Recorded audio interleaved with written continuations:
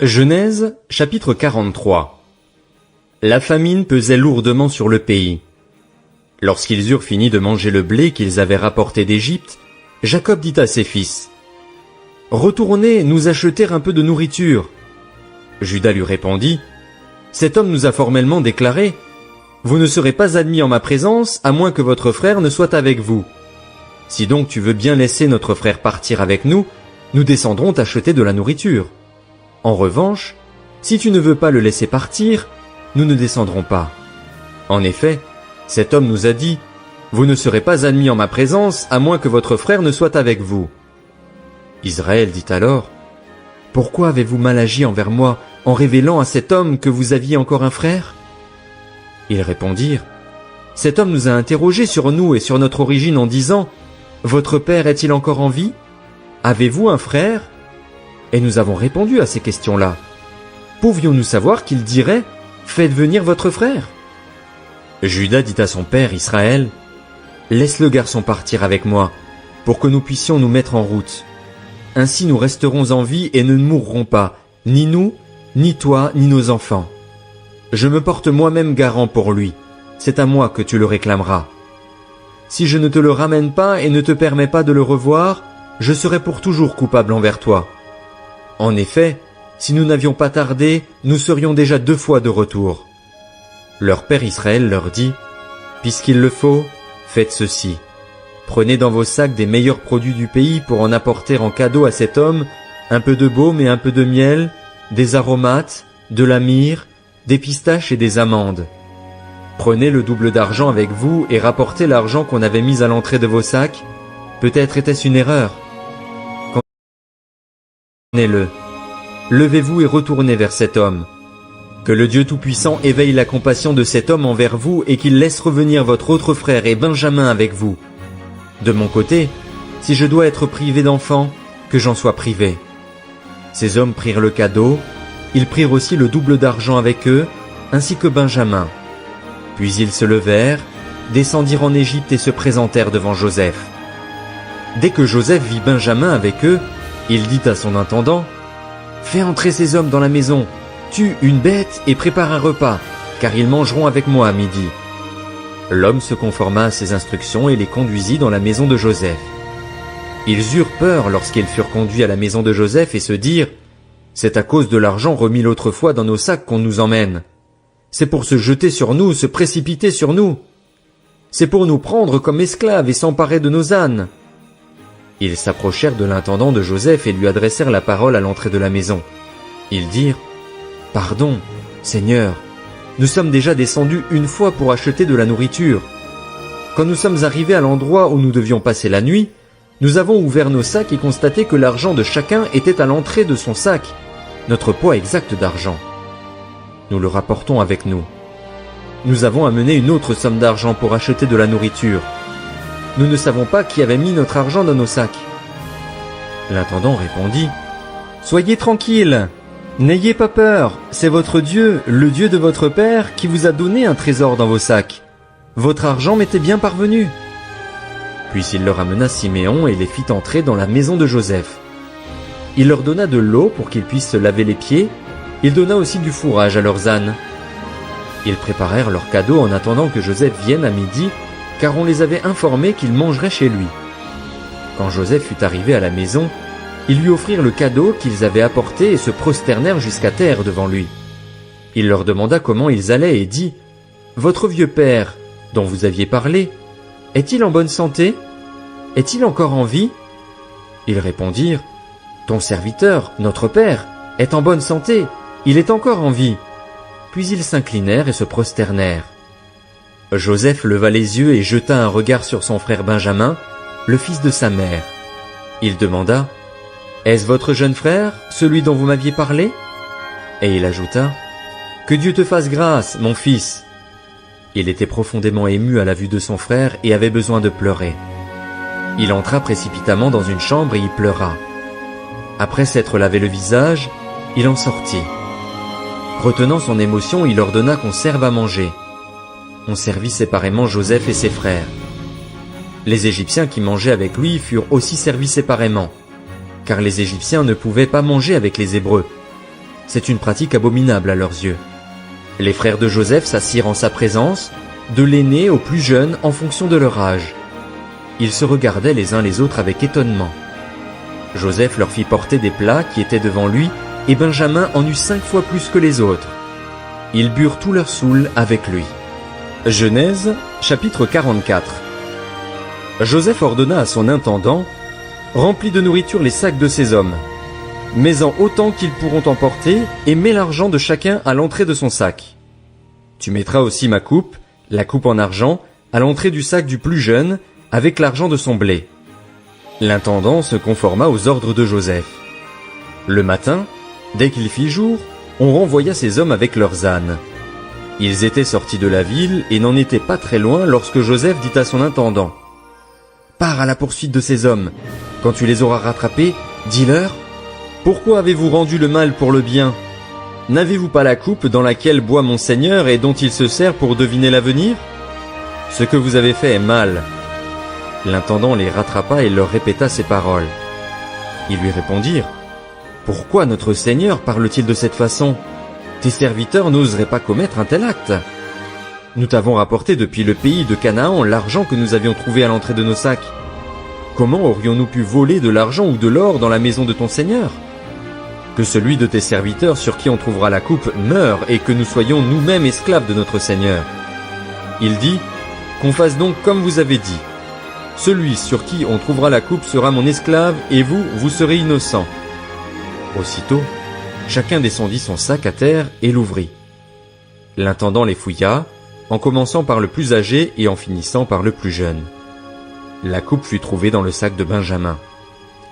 Ils déchirèrent leurs vêtements, chacun rechargea son âne et ils retournèrent à la ville.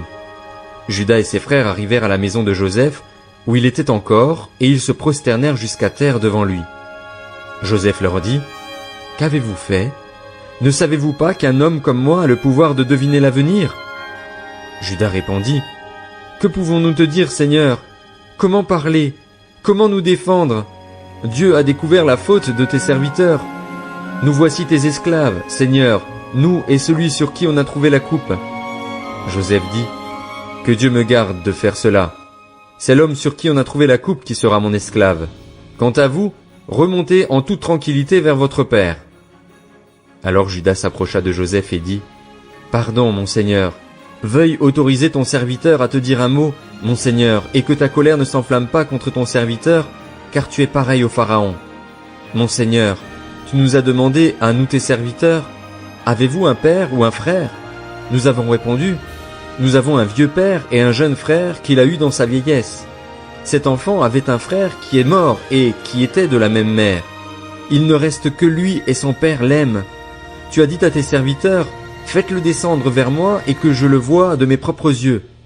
Nous t'avons répondu: Seigneur, le garçon ne peut pas quitter son père. S'il le quitte, son père mourra.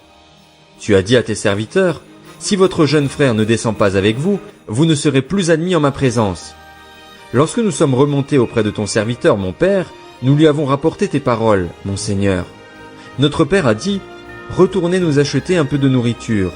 Nous avons répondu: nous ne pouvons pas descendre. En revanche, si notre jeune frère est avec nous, nous descendrons, car nous ne pouvons pas être admis en présence de cet homme, à moins que notre jeune frère ne soit avec nous. Ton serviteur, notre père, nous a dit: vous savez que ma femme m'a donné 2 fils. L'un est parti de chez moi. Je pense qu'il a dû être mis en pièces, car je ne l'ai jamais revu. Si vous me prenez encore celui-ci et qu'il lui arrive un malheur, vous ferez descendre avec douleur mes cheveux blancs dans le séjour des morts. Si maintenant je retourne vers ton serviteur, mon père, sans le garçon auquel il est attaché, il mourra en voyant qu'il n'est pas là. Quant à tes serviteurs, ils feraient descendre avec douleur les cheveux blancs de ton serviteur notre père dans le séjour des morts. En effet, moi ton serviteur, je me suis porté garant pour le garçon devant mon père en disant: si je ne te le ramène pas, je serai pour toujours coupable envers mon père. Permets-moi donc de rester à la place du garçon comme esclave de mon Seigneur et que le garçon reparte avec ses frères. Comment pourrais-je remonter vers mon père si le garçon n'est pas avec moi? Non, je ne veux pas voir le malheur frapper mon père. » Genèse, chapitre 45. Joseph ne parvenait plus à se retenir devant tous ceux qui l'entouraient. Il s'écria: « Faites sortir tout le monde !» si bien qu'il ne resta plus personne avec lui quand il se fit reconnaître par ses frères. Il se mit à sangloter. Les Égyptiens l'entendirent et la nouvelle parvint à l'entourage du Pharaon. Joseph dit à ses frères, « Je suis Joseph. Mon père est-il encore en vie ?» Mais ses frères furent incapables de lui répondre, tant ils étaient troublés de se retrouver devant lui. Joseph dit à ses frères, « Approchez-vous de moi. » Et ils s'approchèrent. Il dit, « Je suis Joseph, votre frère, celui que vous avez vendu à destination de l'Égypte. Maintenant, ne vous tourmentez pas et ne soyez pas fâchés contre vous-même de m'avoir vendu pour que je sois conduit ici, car c'est pour vous sauver la vie que Dieu m'a envoyé ici avant vous. Voilà 2 ans que la famine dure dans le pays, et pendant 5 ans encore il n'y aura ni labourage ni moisson. Dieu m'a envoyé ici avant vous pour vous permettre de subsister dans le pays et pour vous faire vivre en vous accordant une grande délivrance. Ce n'est donc pas vous qui m'avez envoyé ici, c'est Dieu. Il m'a établi père du Pharaon, seigneur de toute sa maison et gouverneur de toute l'Égypte. Dépêchez-vous de remonter vers mon père pour lui annoncer « Voici ce qu'a dit ton fils Joseph. Dieu m'a établi seigneur de toute l'Égypte. Descends vers moi sans tarder. Tu habiteras dans la région de Goshen et tu seras près de moi avec tes enfants et petits-enfants, tes brebis et tes bœufs, ainsi que tout ce qui est à toi. Là je te nourrirai, car il y aura encore 5 années de famine. Ainsi tu ne seras pas réduit à la misère, ni toi, ni ta famille, ni tout ce qui t'appartient. Vous voyez de vos yeux, et mon frère Benjamin le voit de ses yeux, que c'est moi-même qui vous parle. Racontez à mon père toute la gloire dont je jouis en Égypte et tout ce que vous avez vu, et dépêchez-vous de faire descendre mon père ici. » Puis il se jeta au cou de son frère Benjamin et pleura. Benjamin pleura aussi à son cou. Joseph embrassa tous ses frères en pleurant. Après quoi, ses frères discutèrent avec lui. Le bruit circula au palais du Pharaon que les frères de Joseph étaient arrivés, et cette nouvelle plut au Pharaon et à ses serviteurs. Le Pharaon dit à Joseph, « Dis à tes frères, faites ceci, chargez vos bêtes et partez pour le pays de Canaan. Prenez votre père et vos familles et venez vers moi. Je vous donnerai ce qu'il y a de meilleur en Égypte et vous mangerez les meilleurs produits du pays. Tu as ordre de leur dire, faites ceci, prenez en Égypte des chariots pour vos enfants et pour vos femmes, amenez votre père et venez. Ne regrettez pas ce que vous laisserez, car ce qu'il y a de meilleur dans toute l'Égypte sera pour vous. » C'est ce que firent les fils d'Israël. Joseph leur donna des chariots, conformément à l'ordre du Pharaon. Il leur donna aussi des provisions pour la route. Il leur donna à tous des vêtements de rechange, mais à Benjamin il donna 300 pièces d'argent et 5 vêtements de rechange. Il envoya à son père 10 ânes chargés de ce qu'il y avait de meilleur en Égypte, ainsi que 10 ânesses chargées de blé, de pain et de nourriture pour le voyage de son père. Puis il laissa partir ses frères. Lorsque ceux-ci partirent, il leur dit, « Ne vous disputez pas en chemin. » Ils remontèrent de l'Égypte et arrivèrent dans le pays de Canaan vers leur père Jacob.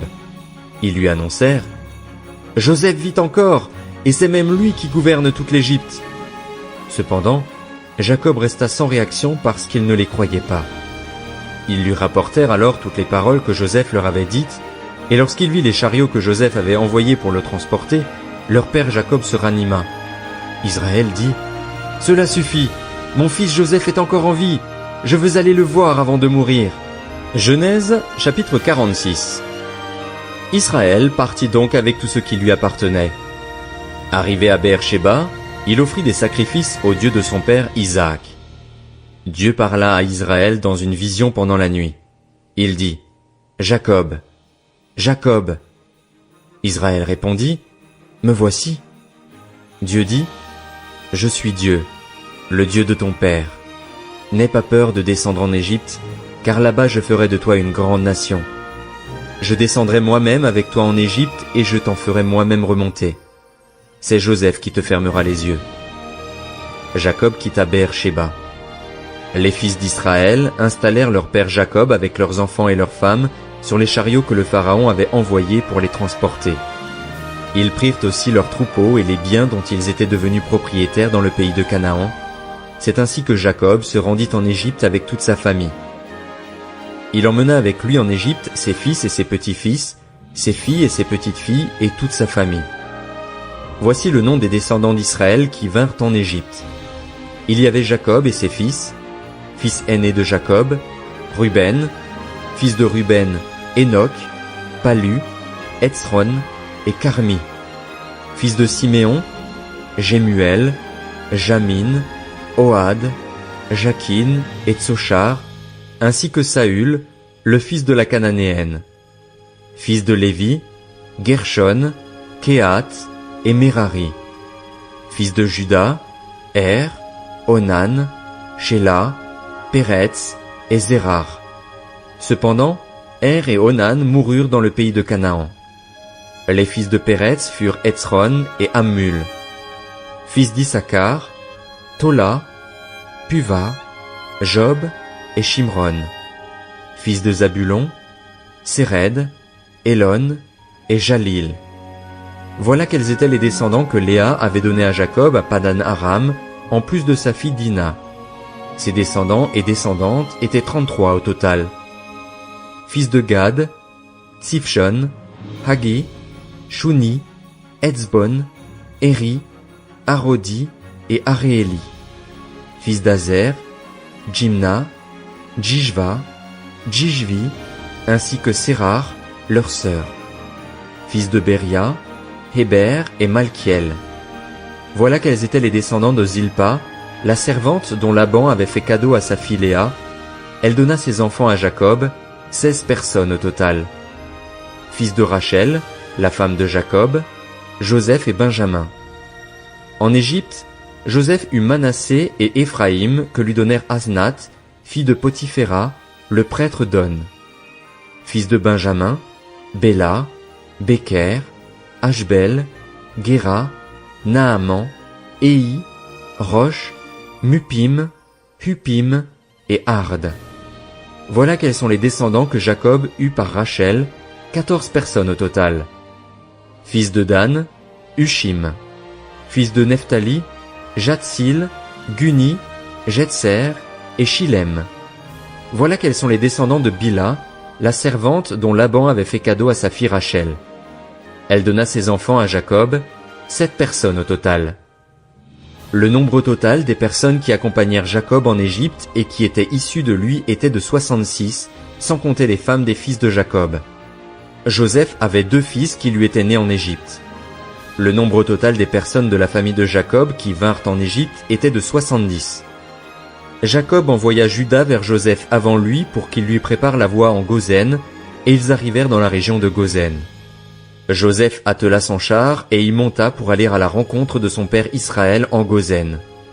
Dès qu'il le vit, il se jeta à son cou et pleura longtemps sur son épaule.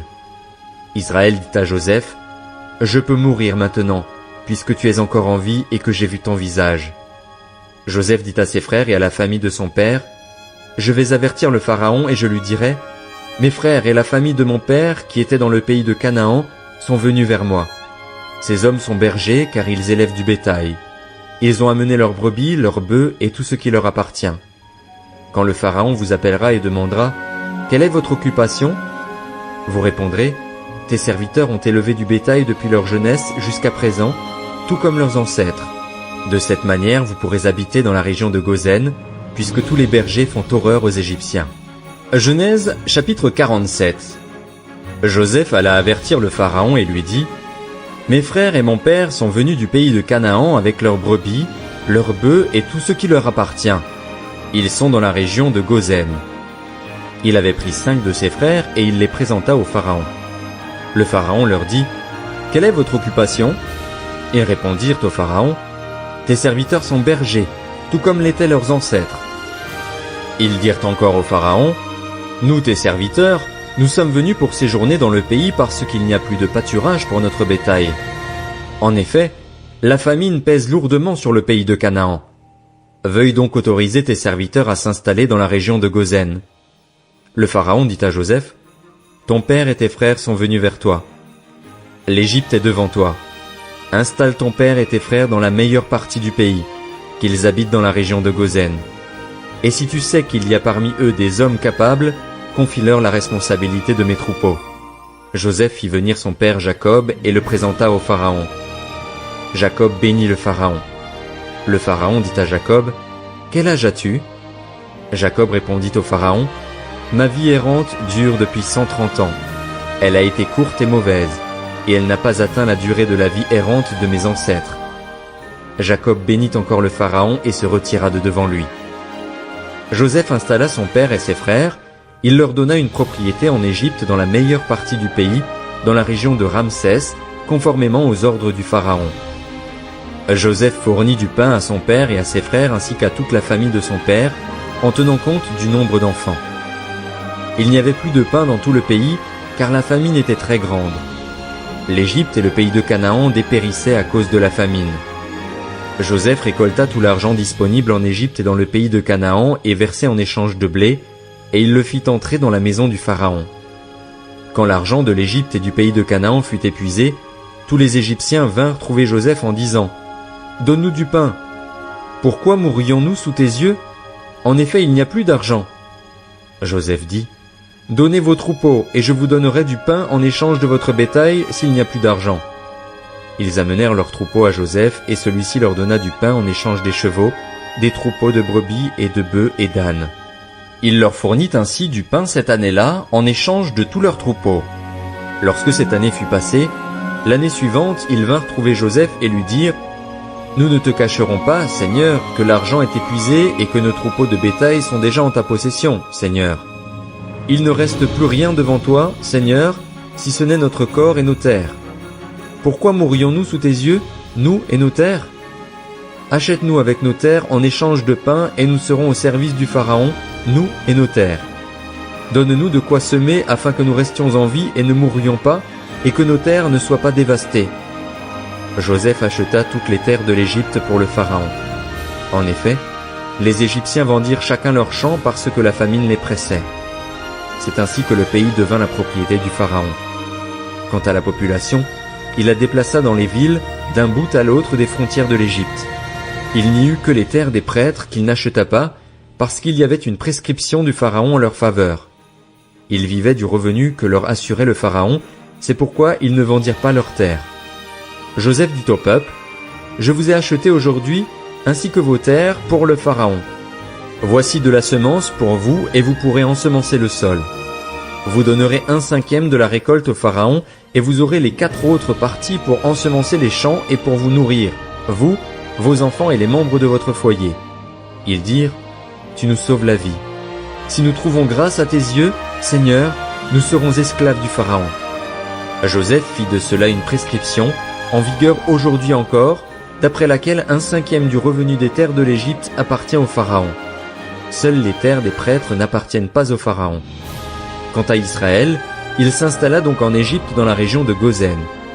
Ils acquirent des propriétés, eurent des enfants et devinrent très nombreux.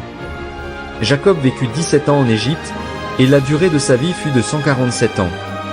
Lorsqu'Israël approcha du moment de sa mort, il appela son fils Joseph et lui dit, « Si j'ai trouvé grâce à tes yeux, mets ta main sous ma cuisse et jure que tu feras preuve de bonté et de fidélité envers moi en ne m'enterrant pas en Égypte. Quand je serai couché en compagnie de mes ancêtres, tu me transporteras à l'extérieur de l'Égypte et tu m'enterreras dans le tombeau familial. » Joseph répondit, « J'agirai conformément à ta parole. » Jacob dit, « Jure-le-moi. » Et Joseph le lui jura. Puis Israël se prosterna à la tête de son lit. Genèse, chapitre 48. Après cela, on vint dire à Joseph, « Ton père est malade. » Il prit avec lui ses 2 fils Manassé et Éphraïm.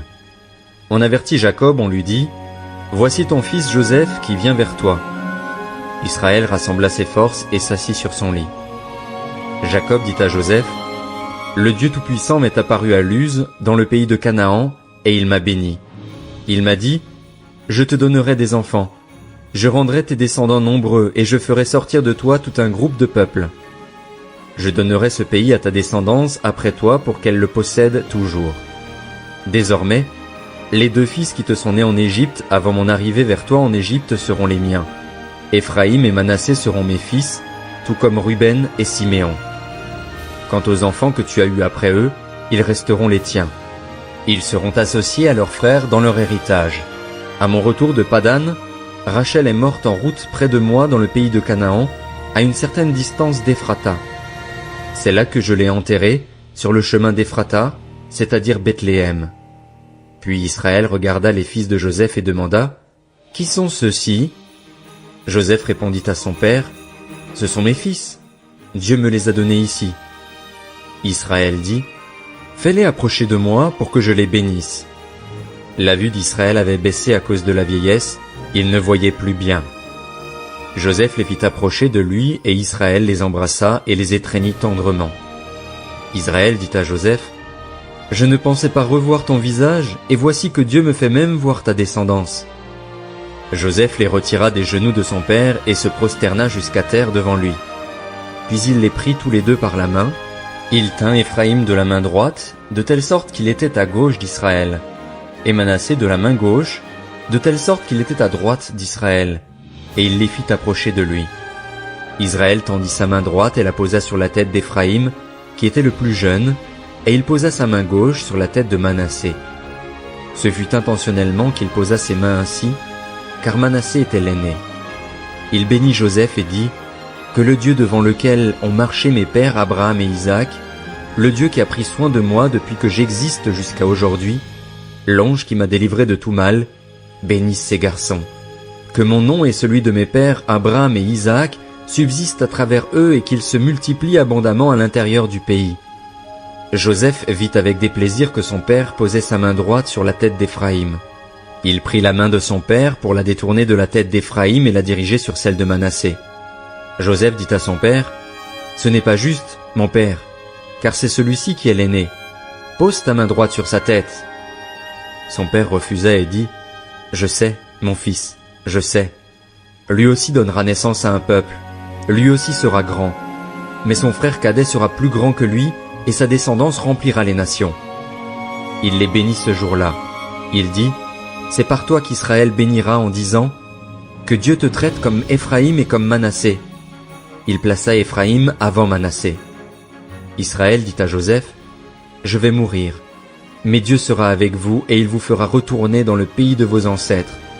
Je te donne une part de plus qu'à tes frères, Sichem, que j'ai prise aux Amoréens avec mon épée et mon arc. » Genèse, chapitre 49.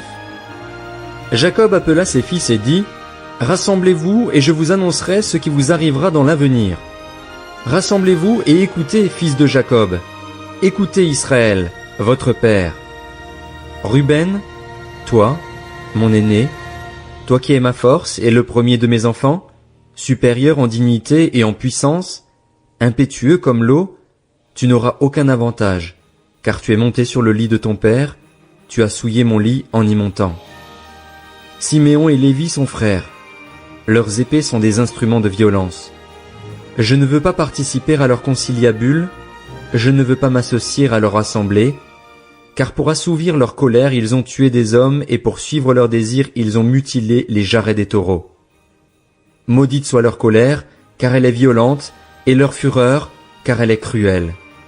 Je les séparerai dans Jacob, je les disperserai dans Israël. Judas, c'est toi que tes frères célébreront. Ta main sera sur la nuque de tes ennemis. Les fils de ton père se prosterneront devant toi. Judas est un jeune lion. Tu reviens du carnage, mon fils. Il plie les genoux, il se couche comme un lion, comme une lionne. Qui le fera se lever? Le sceptre ne s'éloignera pas de Judas, ni le bâton souverain d'entre ses pieds, jusqu'à ce que vienne le silo et que les peuples lui obéissent. Il attache son âne à la vigne et le petit de son ânesse au meilleur cep. Il lave son vêtement dans le vin et son manteau dans le sang des raisins. Il a les yeux rouges de vin et les dents blanches de lait. Zabulon résidera sur la côte maritime, il sera sur la côte des bateaux et sa frontière s'étendra du côté de Sidon. Issachar est un âne robuste qui se couche dans les étables. Il voit que le repos est agréable et que la région est magnifique, et il courbe son épaule sous le fardeau. Il se soumet à des corvées d'esclaves. Dan jugera son peuple comme une seule des tribus d'Israël. Dan sera un serpent sur le chemin, une vipère sur le sentier, qui mord les talons du cheval pour que le cavalier tombe à la renverse. J'espère en ton secours, Éternel. Gad sera attaqué par des bandes armées, mais c'est lui qui les attaquera et les poursuivra. Azer produit une nourriture excellente. Il fournira les plats les plus raffinés des rois. Nephtali est une biche en liberté. Il profère de belles paroles. Joseph est le rejeton d'un arbre fertile, le rejeton d'un arbre fertile près d'une source.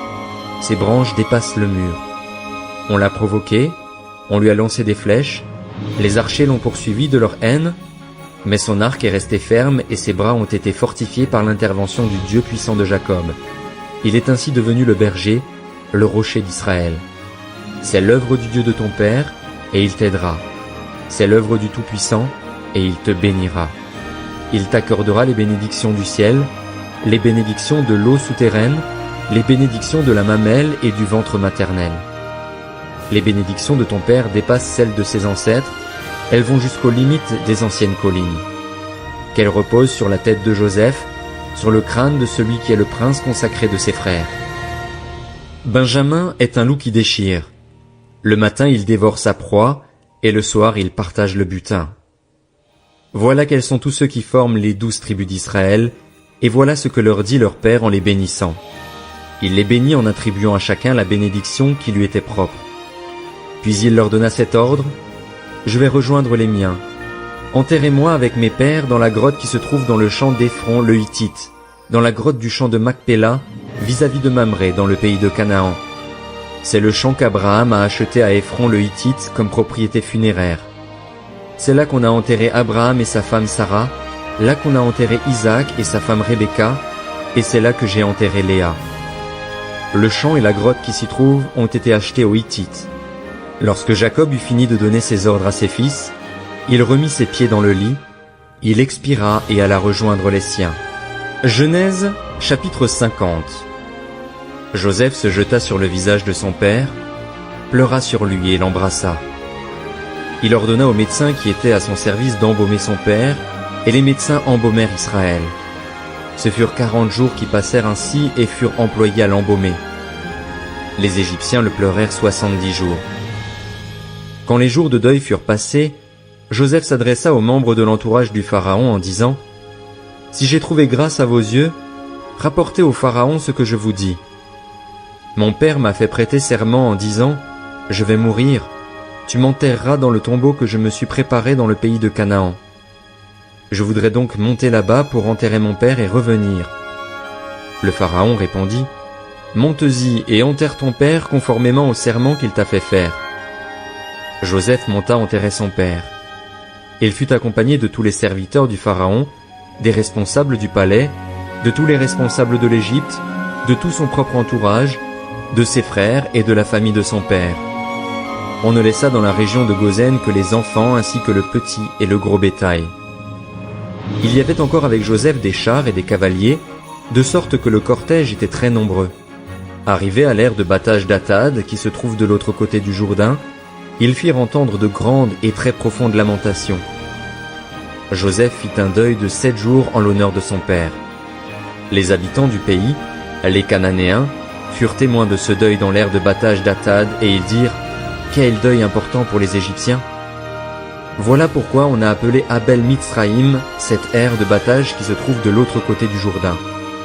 C'est ainsi que les fils de Jacob se conformèrent aux ordres de leur père. Ils le transportèrent dans le pays de Canaan et l'enterrèrent dans la grotte du champ de Macpéla, achetée comme propriété funéraire par Abraham à Éphron le Hittite et qui se trouve vis-à-vis de Mamré. Après avoir enterré son père, Joseph retourna en Égypte avec ses frères et tous ceux qui étaient montés avec lui pour enterrer son père.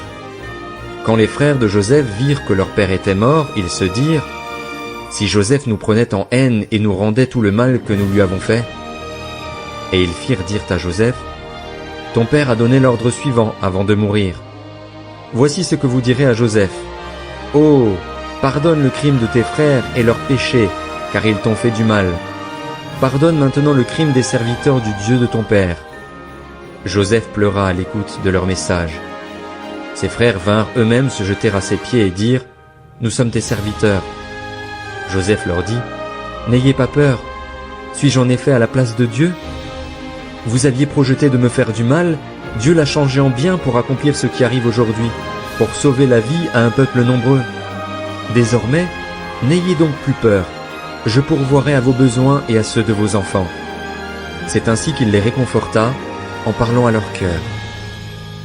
Joseph habita en Égypte, ainsi que la famille de son père. Il vécut 110 ans. Joseph vit les fils d'Éphraïm jusqu'à la 3e génération, et il tint même les fils de Makir, le fils de Manassé, sur ses genoux à leur naissance. Joseph dit à ses frères, « Je vais mourir.